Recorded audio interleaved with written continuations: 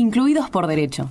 El siguiente programa fue realizado en el marco del taller de radio del programa de extensión Educación en Contextos de Encierro de la Facultad de Ciencias Sociales de la UNICEN. Les damos la bienvenida a Telarañas. Hola a todos y todas, tengan ustedes una muy buena tarde. Bienvenidos a una nueva edición de Telarañas, Voces en Libertad, programa realizado por estudiantes de UNICEN en contexto de encierro desde los centros universitarios Alma de la Unidad 52 de Azul, Rodolfo Walsh de la Unidad 2 de Sierra Chica y Manuel Belgrano desde las unidades 7 de Azul y 38 de Sierra Chica. Como todos los lunes, estamos reunidos una vez más para brindarte mucha información sobre la educación en contexto de encierro, buena música y la mejor onda para pasar esta tarde, que como siempre te digo está especial para que te quedes escuchando el programa hasta las 16 horas. Te recuerdo que podés mandar un mensaje de WhatsApp a la producción de Telarañas al 2284640469 y para volver a escucharlo podés ingresar a YouTube en el canal de Radio Universidad.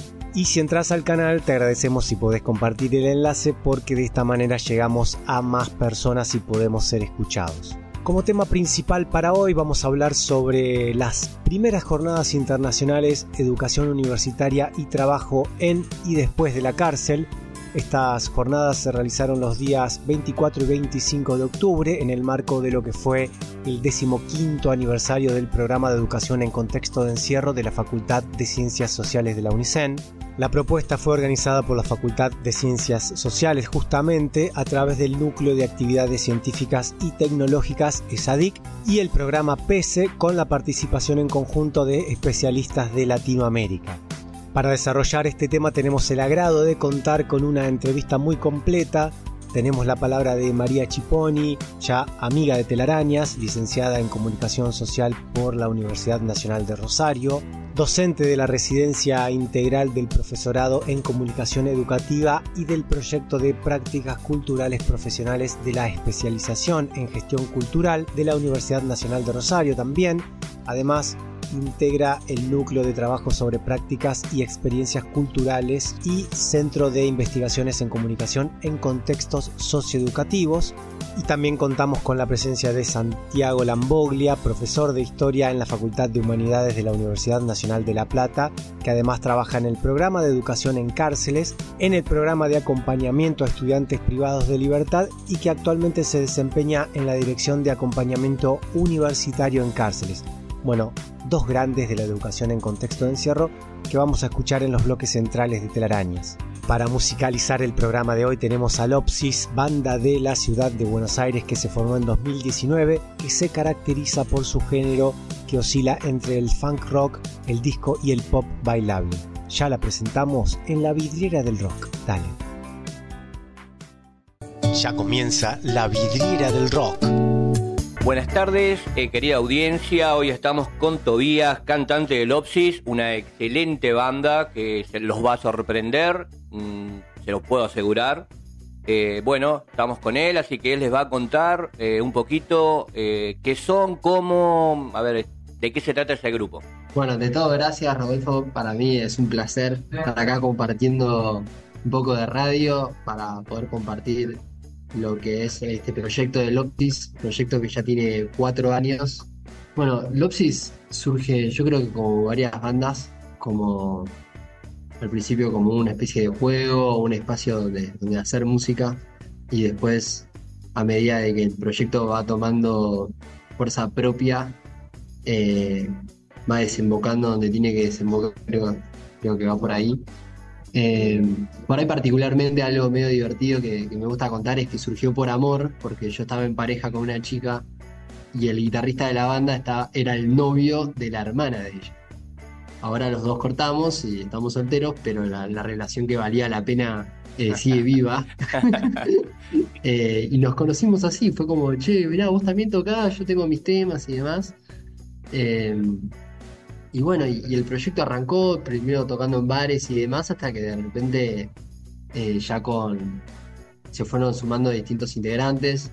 En un momento supimos ser 6, ahora somos 4, pero claramente es una banda de escenarios grandes. O sea, ese es el sonido que nosotros apuntamos, que fue todo lo contrario a lo que yo quería en un principio. Yo al principio quería algo más para tocar en cafés, en bares, algo íntimo, y como que la música nos fue llevando a cosas cada vez más amplificadas y más grandes. Sí, calculo que le fueron sumando instrumentos como para que sea más lindo, digamos, el escucharlo, ¿no?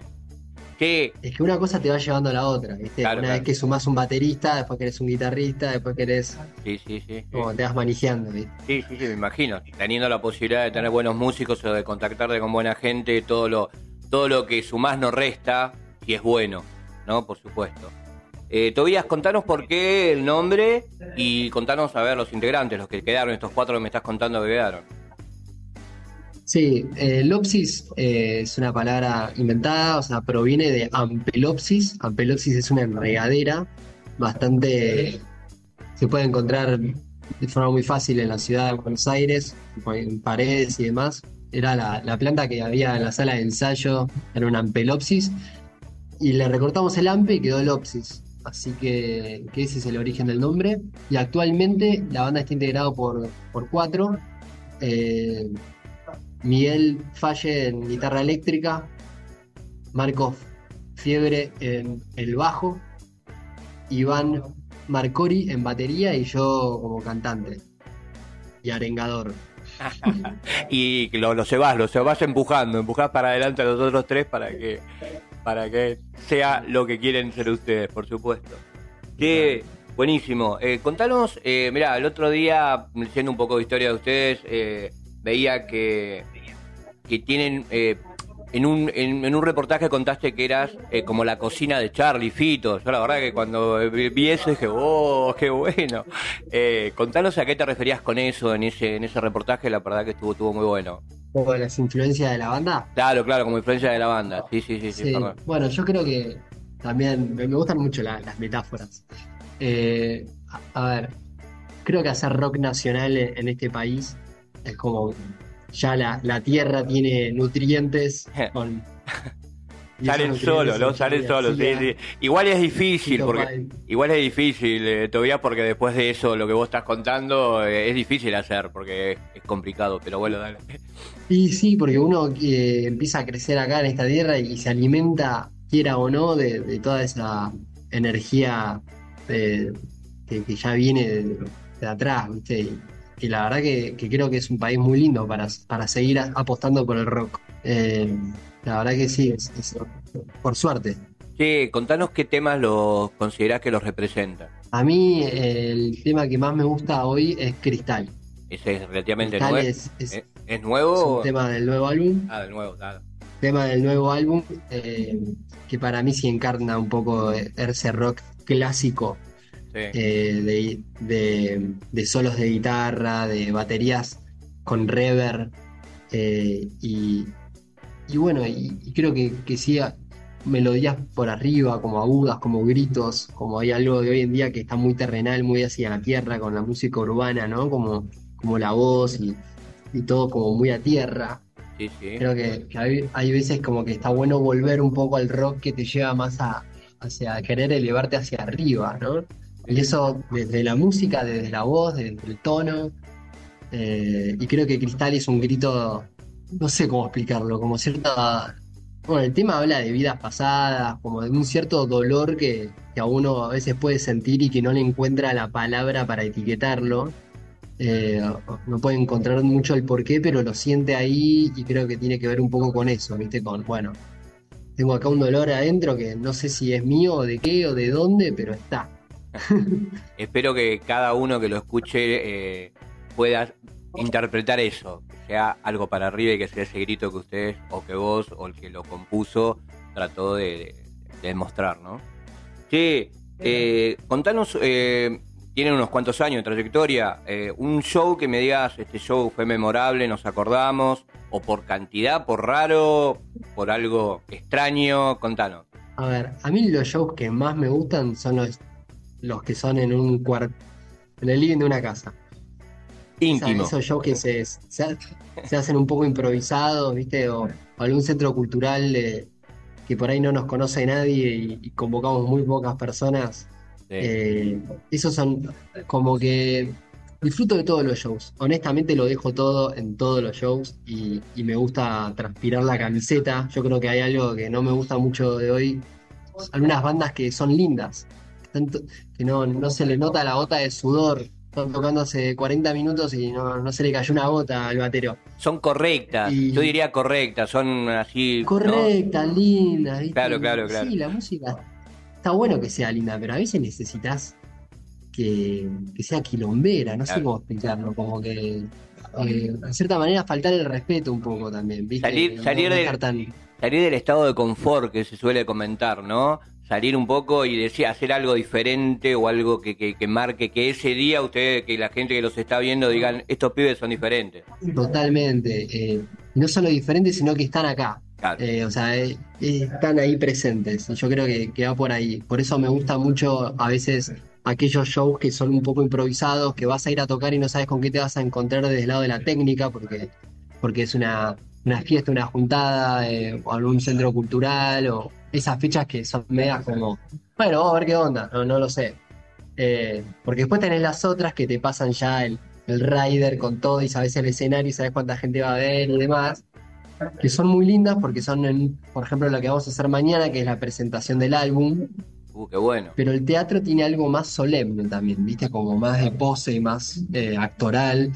En cambio, el calor que uno siente cuando toca en un lugar chiquito a mí es lo que más me gusta, más disfruto. Me conecto con algo como ese juego, ¿no? De, che, ustedes se ponen acá y nosotros nos ponemos acá, vamos a tocar y vamos a hacer este juego, como que ustedes van a ver, nosotros vamos a bailar y no hay escenario, no hay luces, no hay nada. Como cuando sos un niño que decís, bueno, Sí. de la mesa para acá es el escenario, dale. Bueno, eso me encantó, me encanta Bueno, eso. un feedback puro, o sea, totalmente puro, sin filtros, así es, face to face con el público, y está buenísimo, está buenísimo. Sí, Toby, escúchame, que seguramente me vas a decir los grandes, pero bueno, te dejo. ¿Con qué otro grupo te gustaría, de los grandes, colaborar algún día? Ya que está tan de moda las colaboraciones entre grupos. La verdad que no es algo recurrente que piense, sí tengo un montón, pero yo creo que son más, no son bandas así internacionales o súper famosas, sino que tiene que ver con amigos músicos que realmente conecto. Me gustaría mucho hacer algo yo creo que con el Chucky del Mundo Limón. No lo El conozco. Mundo Limón es un bajista que tiene su proyecto solista que se llama El Mundo Limón y también es el bajista de la Cruz Rot, que es una banda así de funk muy buena. Y me encantaría hacer algo también con Tomás Spagnol, que es un músico de Gualeguaychú, Mirá. que bueno, trae esa ternura, esa mirada sincera y tiene una voz espectacular, ni hablar de la música, ¿no? Pero más allá de la música, que a veces en la ciudad es más difícil de encontrar eso en las personas. Y yo creo que para compartir una colaboración con un músico, más allá de la música, tiene que haber una conexión personal, ¿viste? Sí, me imagino, para que te sirva, porque eso sería la conexión. Claro, conocerlo, así que Claro. lo haría con alguien que conozco. Claro, está O buenísimo. más o menos. O a veces lo conoces por la música y te puedes dar una idea de lo que es, pero Sí. no siempre es muy honesta esa. Sí, para ir terminando un poquito, contanos qué idea tenés, o si para vos, desde tu punto de vista, el streaming de la música sirve o le dio una ayuda importante a los músicos. O sea, de la forma de escuchar música hoy en día. Claro, de online y todo, con plataformas. las redes. Sí. Y plataformas. Bueno, es una pregunta muy amplia, porque además de músico, a mí me apasiona bastante la industria musical en sí, ¿viste? Analizarla de distintos aspectos, de la gestión, la administración, el consumo. Yo creo que hay algo muy bueno y muy positivo en el streaming, que es el fácil acceso a la cantidad de música que existe, ¿no? A un universo que para mí a veces es abrumador, la cantidad de información que hay, y ya no sé ni qué elegir. Claro, Me cuesta elegir qué voy a comer o qué cosita más con tanta música. Yo al fin y al cabo siempre termino escuchando música que escuché en vivo o gente más cercana, ¿viste? Pero bueno, la verdad que eso es muy positivo. Encontraría negativo que yo, a pesar de que considero una persona joven, he llegado a escuchar CDs y esa sensación de comprar un CD y leer la contratapa y el folleto y todos los temas y arrepentirme de haberme comprado ese CD porque no me gustaba, pero como era el CD que tenía, le seguía dando oportunidades hasta que hoy en día son marcas en mi corazón y, y bueno, y algunas obras las sigo escuchando, otras no, pero yo creo que tenía algo más propio, ¿no? Porque uno cuando compra un CD es suyo, ese CD te pertenece. Cuando uno escucha música por streaming es un servicio que uno paga. Entonces nunca termina de realmente tener mis cosas, pero este CD no lo voy a vender. Bueno, puede pasar. Claro, claro. Lo voy a enterrar o le va a quedar a mis hijos o a quien quiera que sea, o lo voy a mirar cuando me voy a dormir y lo voy a tener ahí en mi mesa de luz a ese CD que me sé hasta la tipografía y la foto que tiene la tapa. Sí, sí. Eso es muy lindo.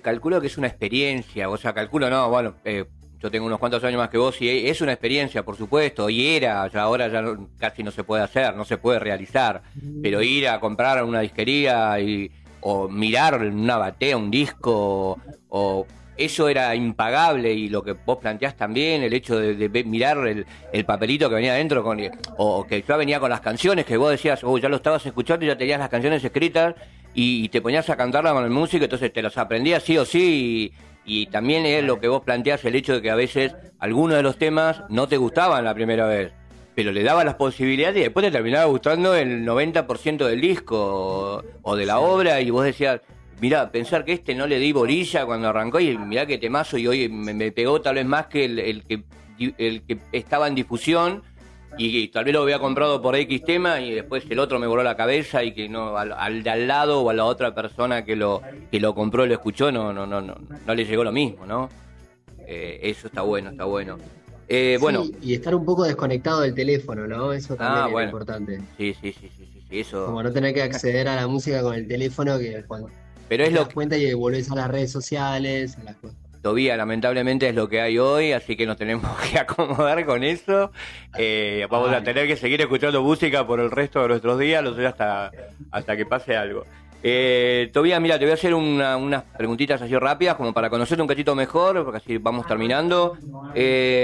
¿Tu canción favorita, aparte de la que ya nos contaste, tuya, pero no tiene que ser del grupo, de la canción que vos quieras? ¿Puede ser de otra banda? Sí, por supuesto. A mí me gusta mucho María María de Mercedes Sosa. Buenísimo. Es una canción que me mata y me recuerda mucho a mi infancia. Dale. Contanos, ¿a qué lugar te gustaría viajar para hacer un show? A Córdoba, sin duda. Bien. ¿Qué música escuchás en tu tiempo libre? Y escucho a mis amigos o a músicos que conozco.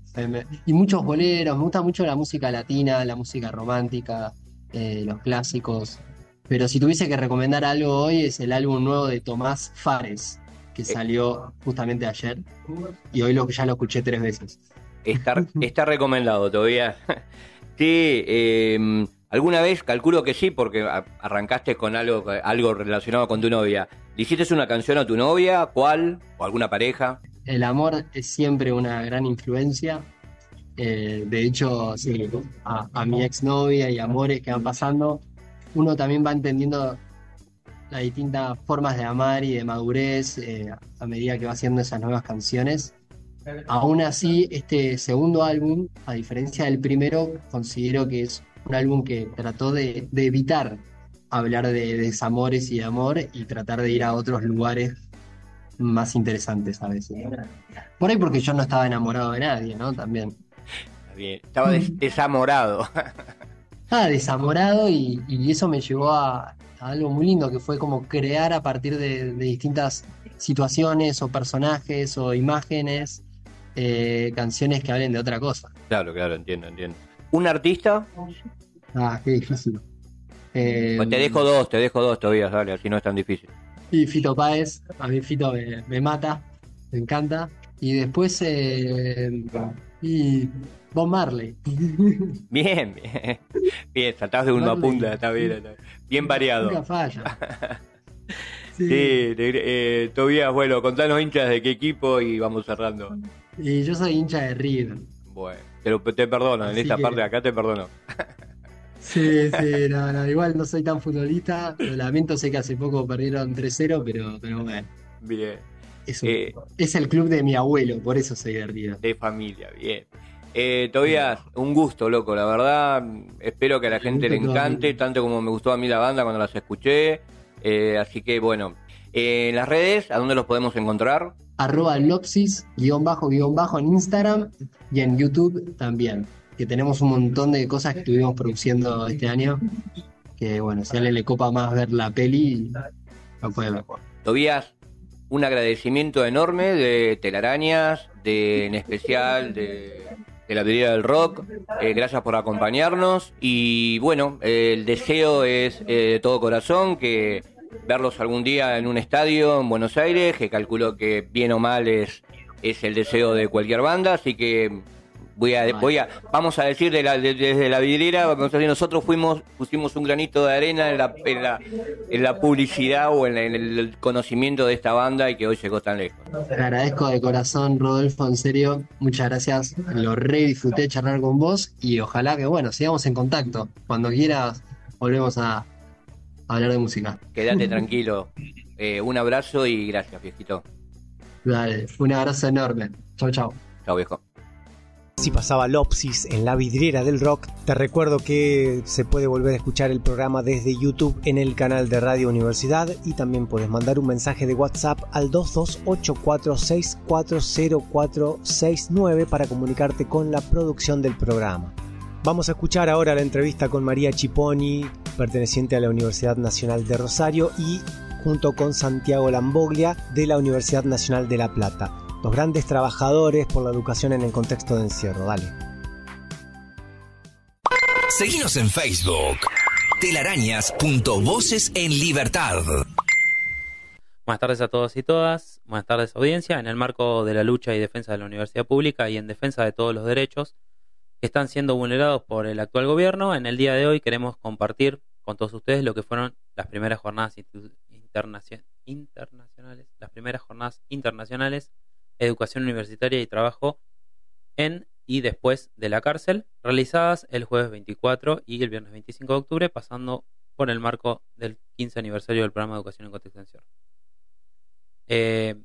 El día de hoy estaremos entrevistando a María Chiponi. Ella es licenciada en Comunicación Social por la Universidad Nacional de Rosario, docente de la Residencia Integral del Profesorado en Comunicación Educativa y del Trayecto de Prácticas Culturales Profesionales de la Especialización en Gestión Cultural de la Universidad Nacional de Rosario.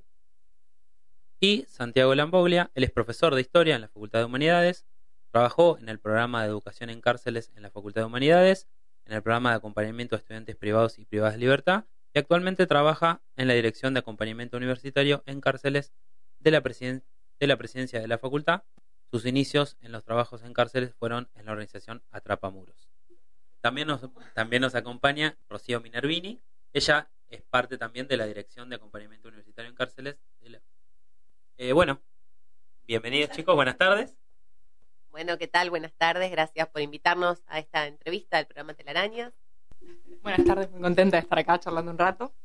Bueno, en principio nos gustaría conocer su parecer y apreciación respecto al inicio de estas jornadas, que coinciden con este contexto actual de lucha que están viviendo las universidades públicas.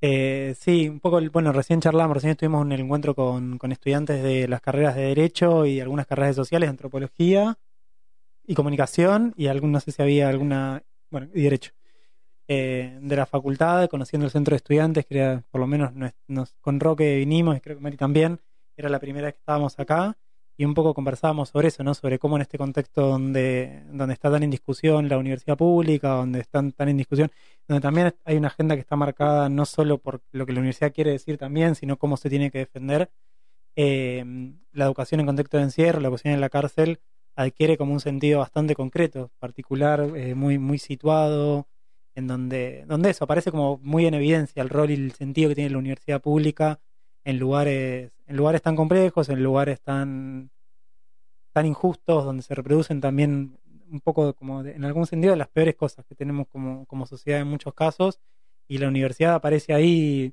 tomando una forma particular. Digo, cuando digo la universidad no digo los docentes o la docente o la institución universitaria, sino también un poco lo que se crea dentro de la cárcel, ¿no? Que es una creación bastante particular, original de la educación pública, y donde claramente aparece un espacio en donde se habilitan que sucedan otras cosas, no solamente, digo, que le escapan un poco también a lo que reproduce, a lo que es la cárcel en general, y la universidad adquiere eso, un sentido transformador que me parece que pone como muy en evidencia, bueno, qué es lo que defendemos cuando defendemos la educación pública, la universidad pública, y me parece que un poco lo que charlamos hoy, tenemos como mucho para aprender, me parece, ahí, y un montón de herramientas para sacar de eso. ¿Qué hacen los docentes? ¿Qué hacen los estudiantes? ¿Qué hacen ustedes acá adentro? Estos espacios, digo, me parece que ahí adquiere como bueno, un poco todo un sentido bastante concreto. Bueno, primero, yo estoy muy contenta de estar acá en Unicen, por compartir la celebración del aniversario del programa. Me parece que siempre es motivo de celebración y de encuentro, y en este contexto adquiere más sentido la necesidad de seguir problematizando nuestras prácticas universitarias en un contexto como el de la cárcel.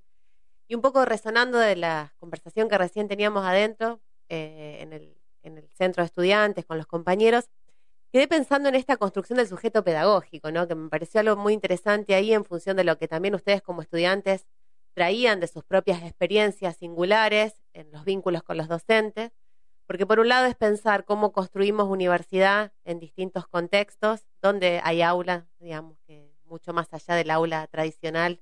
Nosotros venimos de universidades, también lo hablábamos adentro, universidades muy conservadoras en su modo de concebir la educación superior, y proyectos como el de Universidad en la Cárcel sin duda tensionan esas dinámicas tan estructuradas, tan conservadoras, con miradas a veces bastante alejadas de lo real, de cómo tiene que ser el acceso a la educación superior. Y siempre pone en tensión para mí dos cuestiones. Nosotros pensamos mucho qué es la universidad dentro de la cárcel, pero nos devuelve la pregunta fuertemente de qué es la cárcel adentro de la universidad, ¿no? Me parece que la pregunta por el sujeto pedagógico que se construye en estas instancias, en estas aulas adentro de la cárcel, abre una discusión que actualiza una discusión que trasciende en sí la universidad en la cárcel, digamos, o el hecho de hacer aula en la cárcel.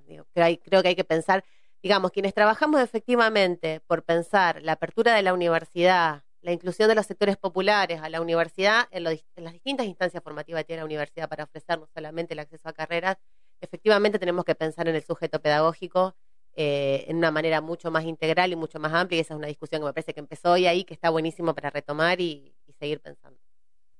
Por ahí me surge una pregunta, porque ¿qué los motiva a iniciar estas jornadas internacionales? Y pensaba un poco, ¿no? En el sesgo social, ¿no? De repente, cómo se intenta cambiar desde la universidad, ¿no? La mirada social. O sea, es bueno que participen ustedes, porque en realidad, o sea, nosotros entrevistamos en varias ocasiones, varias universidades, y decís, che, qué bueno que se está dando esta lucha, ¿no? Tratando de cambiar esa mirada social, porque en realidad yo que vengo hace poco transitando, ¿no? La cárcel, y vengo con una mirada social, y voy a decir, che, este preso loco no se merece absolutamente nada, ¿no? Que se pudra en la cárcel, no tiene derecho, ¿viste? A una educación, y de repente si uno se equivocó, tener, ¿viste? Una transformación personal. Entonces digo, che, loco, qué bueno que una vez que vos andás por estos lugares, ¿no? Por ejemplo, ustedes, cambian su visión. Muchos profes, ¿no? Que vienen y dicen, che, loco, qué loco participar con la gente privada de su libertad, que no es como lo ve la sociedad, ¿no? Como dice, che, loco, no, siempre se me viene a la mente el marginal, ¿no? Y se piensa que somos un montón de locos psicópatas, violándose unos a otros, es literal. Y entonces de repente, no, digo, unos que vienen de afuera, decir, che, está bueno darle esta oportunidad a esta persona para que se reconstruya y pueda ser una mejor persona para la sociedad, porque en realidad la cárcel es eso, es tratar de cambiar a la persona que, si se equivocó, ¿no? Vuelva a reinsertarse a la sociedad siendo otra persona. Yo tiendo un poco a pensar que no hay una visión homogénea sobre las personas privadas de la libertad. Yo no creo que haya ni siquiera creo que haya un sentido común general de que las personas en la cárcel se tienen que pudrir en la cárcel. Digo, me parece que sí hay ese tipo de discursos hoy tiene más llegada, llega más. No sé si es mayoritario.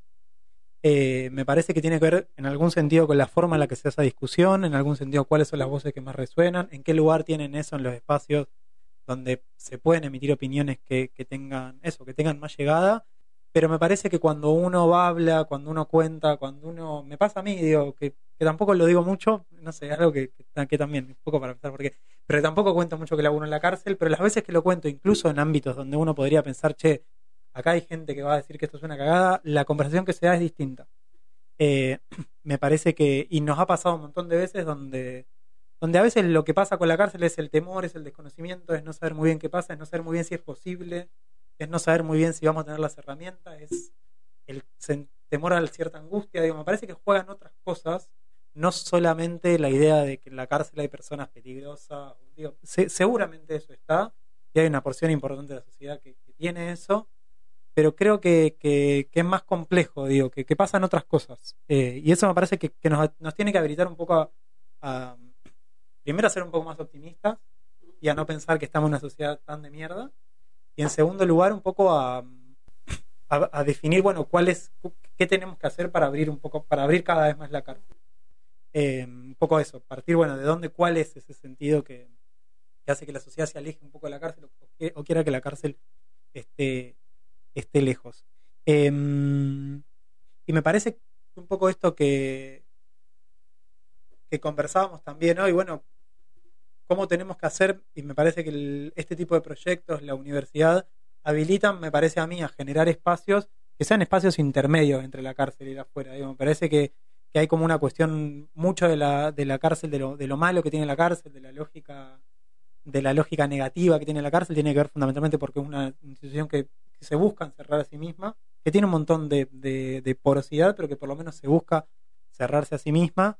Y me parece que la existencia de espacios intermedios que la universidad me parece habilita en un montón de sentidos, son también proyectos interesantes para ver de qué forma podemos seguir replicándolas, que tienen que ver con el trabajo. Digo, para mí pensar la educación y el trabajo como aspectos centrales en un proyecto penitenciario distinto, o en por lo menos experiencias penitenciarias distintas, me parece que habilitan esa existencia de espacios intermedios que tiendan un poco puente entre la afuera y el adentro. Me parece que son centrales para un poco ir cambiando esas lógicas que vemos tan negativas de la cárcel y que alejan, me parece, un poco a la gente en general, digo, por ponerle un nombre, de lo que sucede en la cárcel.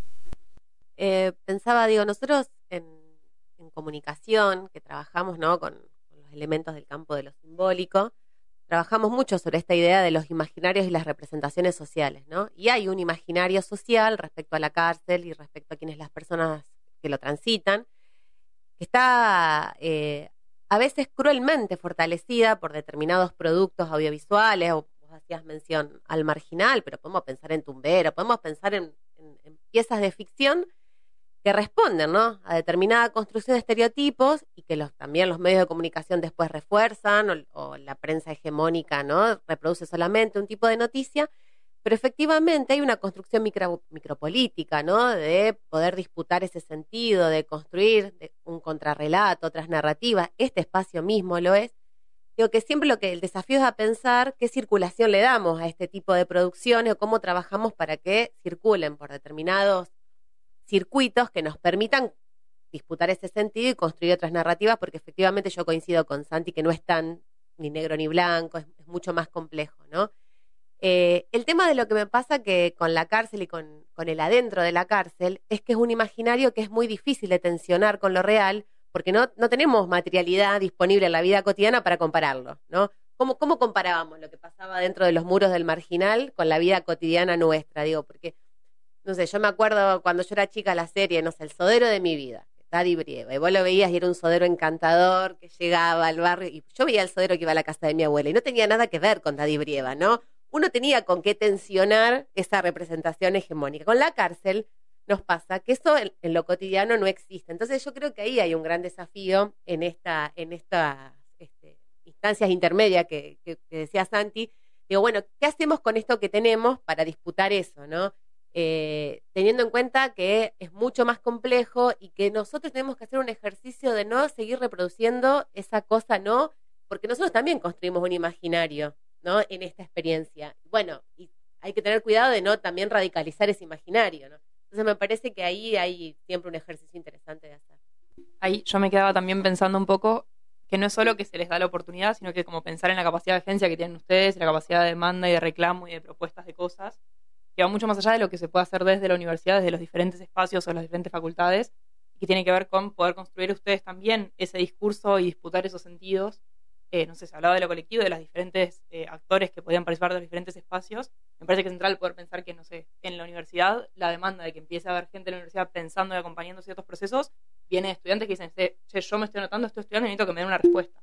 Y eso es clave para poder pensar todas estas cosas. No es solo que alguien que esté en la gestión o que esté inserto en la universidad diga, che, acá hay personas que podríamos pensar en cómo, sino que tiene que ver con, nada, para ustedes de poder producir demandas y poder organizarse y poder reclamar también. Y construir con eso, porque si nosotros venimos y proponemos programas o lo que sea y ustedes no están, no habitan los espacios, no construyen, no estudian, nada tiene sentido. Entonces, como pensarlo de esta manera más colectiva.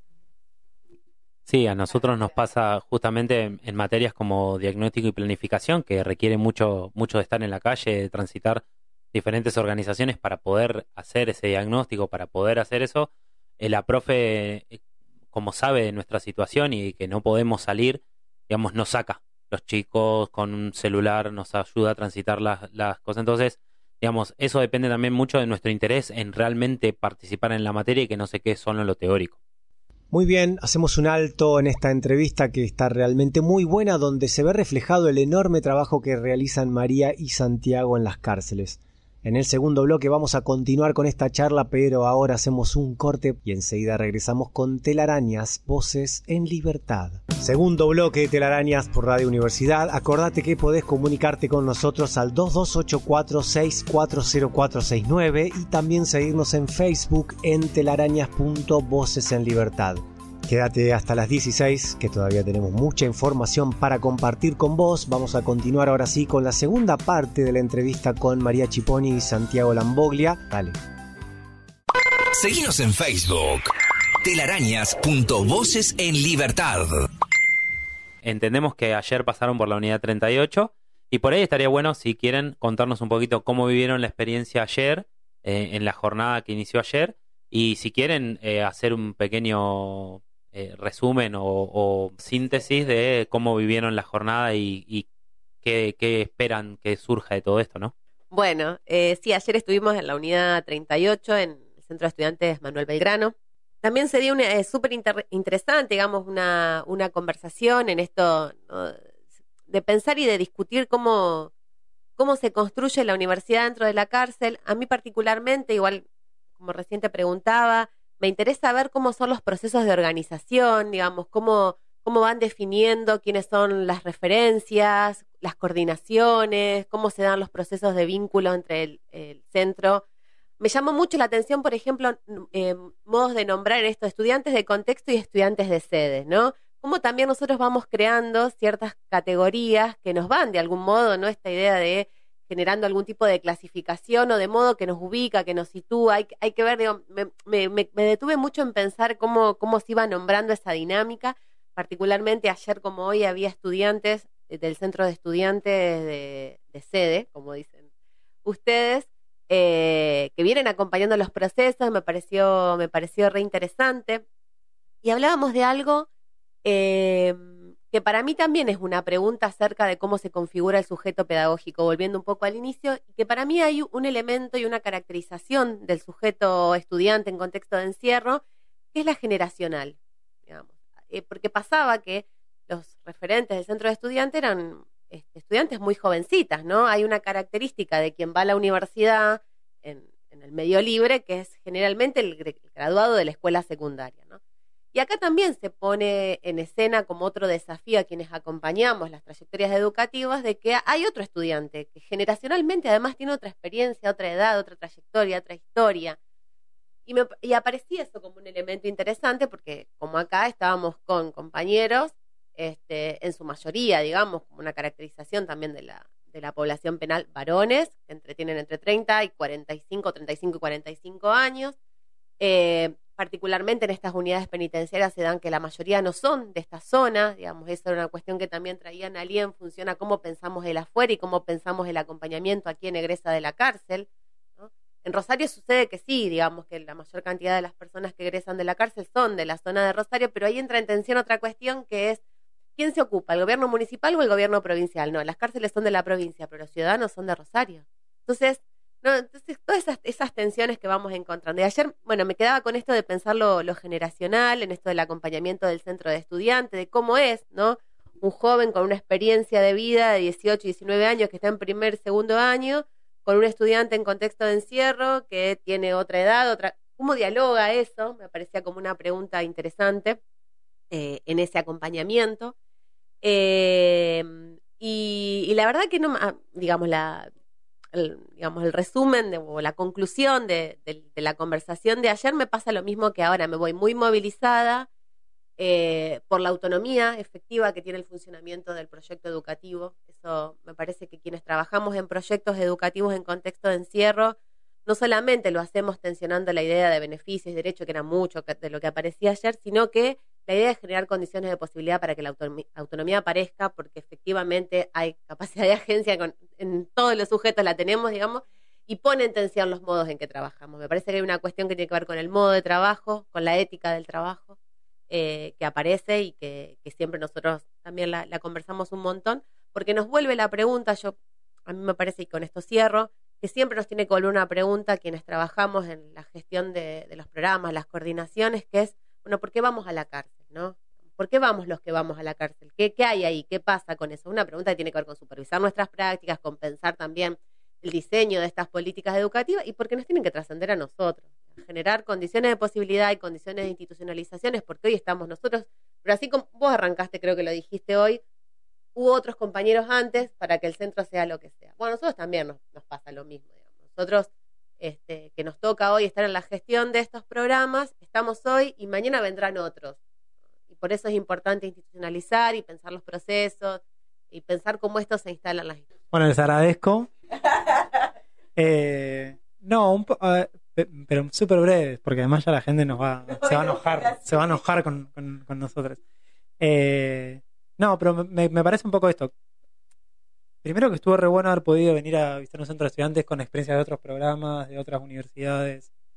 Bueno, un poco Mari traía la situación de Santa Fe, digo, me parece que un poco con lo que, como dos impresiones, con lo que nos vamos es, en primer lugar, que efectivamente en la provincia de Buenos Aires estamos teniendo un proceso particular, habilitado me parece a mí por decisiones políticas, fundamentalmente en el contexto hoy, pero que me parece que a mí no tenemos que descansar en que eso va a ser para siempre, porque estamos en un contexto muy raro, en donde me parece a mí, y creo que esto vale un poco para lo que decíamos hoy en relación a bueno, la mirada que nosotros suponíamos que creemos que tiene la sociedad, o suponemos que creemos que tiene la sociedad sobre las personas privadas de la libertad o sobre la cárcel, vale también para lo contrario, ¿no? Para esos pisos que nosotros suponemos que existen.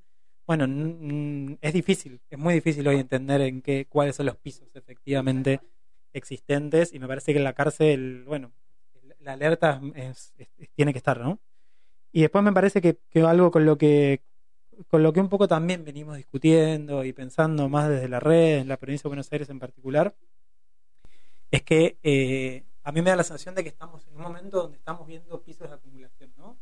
Donde me parece que en algún sentido esta pregunta sobre qué hace la cárcel en la universidad, qué pasa con los estudiantes liberados, qué hacemos para seguir transformando y profundizando ciertas lógicas de la cárcel, encontraron, me parece, un piso que hace algunos años me parece que no estaba, ¿no? Digo, que ese piso me parece que tiene que ver con el laburo extensionista, el laburo de la sociedad civil dentro de la cárcel, el laburo de las universidades, los procesos de organización de los centros de estudiantes, la construcción también de sentidos, de ideas, la toma de la palabra de las personas detenidas, de las personas liberadas, sobre qué significa también la universidad en la cárcel y qué significa la cárcel para la universidad. Me parece que hace algunos años no estaban, me parece, de forma tan presente, y creo que eso nos habilita en primer un poco eso, ¿no? A seguir fortaleciendo esos pisos porque no están dados, pero me parece que nos habilita también a seguir pensando algunos otros objetivos que quizás algunos años nos costaba, ¿no? En un contexto súper complejo, pero me parece que hay algo de cierta acumulación que hace algunos años,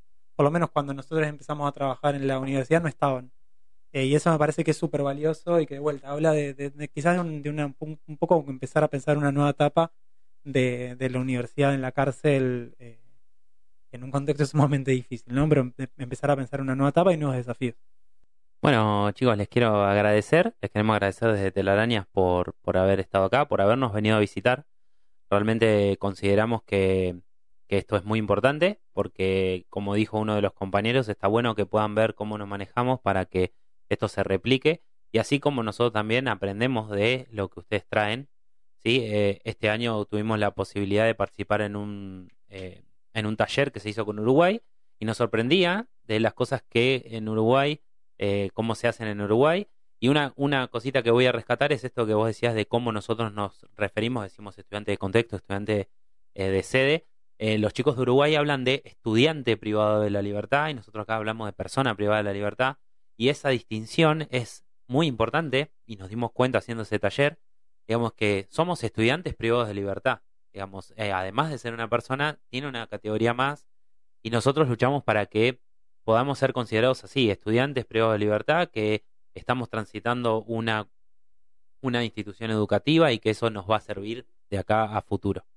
Después, en relación a lo que decías vos, también nos damos cuenta y en la relación constante que por ahí yo tengo más por ser referente con los chicos del centro de estudiantes, los chicos son todos muy jovencitos, yo tengo 37 años, entonces me encuentro muchas veces que aprendo yo muchísimo más de ellos y yo en mi experiencia de vida también intento ponerle a cómo construimos el centro día a día, pero los chicos tienen mucho para dar, incluso en su juventud, cómo manejan los centros, cómo se desenvuelven, cómo manejan la política, que es algo que yo no tengo experiencia.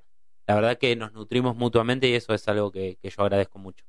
Así que bueno, les agradezco mucho por esta entrevista. Muchas gracias por la entrevista a María Chiponi y a Santiago Lamboglia. También agradecemos la dedicación que tienen como educadores en el contexto de encierro y por supuesto también a todos sus equipos de trabajo. Abrazo fuerte a los dos. Nosotros ya no tenemos más tiempo de programa, así que nos tenemos que despedir. Como todas las semanas te mando un afectuoso saludo a vos que estás del otro lado escuchándonos. Gracias por hacernos el aguante. Te espero el lunes que viene a las 15 horas en Telarañas por Radio Universidad. Nada más, muchas gracias. Hasta el próximo Telarañas. Educación en contextos de encierro. Facultad de Ciencias Sociales, UNICEN.